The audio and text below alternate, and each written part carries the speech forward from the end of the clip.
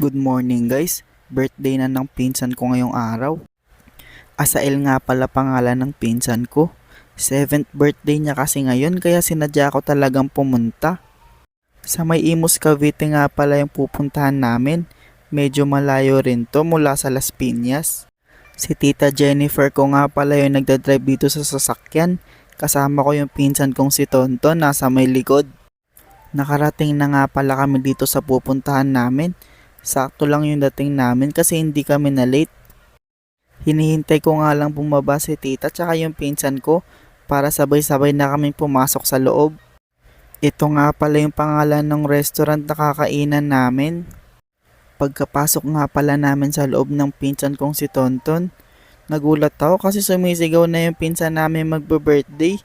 Tuwang-tuwa siya kasi nandito na kami. Pagkakita nga namin sa kanya, binati agad namin siya ng happy birthday. Dito sa part na to guys, dumating na yung pagkain namin. Mukha nga talagang masasarap. Gutom na ako. Ang galing ng lagayan nila dito ng pagkain. May kandila sa ilalim. Dito sa part na to guys, sinindihan na nga yung kandila sa cake niya. Sabay-sabay namin siyang kinantahan. Pati yung ibang customer sa restaurant nakikanta na rin. Sobrang saya ng lahat.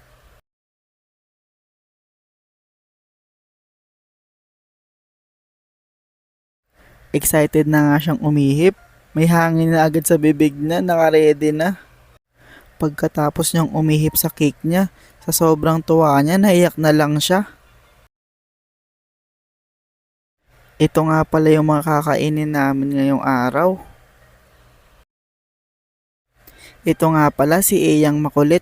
Siya nga pala yung kapatid nung birthday boy. Dito sa part na to, pinapakita niya kung paano raw siya magalit sa camera. At eto naman daw kapag nakanguso. Ang cute! Pagkatapos nga namin kumain, inabot ko yung regalo namin ni mama. Uuwi na kami guys. Happy birthday ulit, Buddy Asael. Salamat kay Tita Maymay tsaka kay Tito Jason sa pakain nila. Napakasasarap po. Namanghanga ako dito sa sasakyan nila tita. Pwede kasing kumunik parang Bluetooth speaker. Hanggang dito na nga lang yung vlog guys.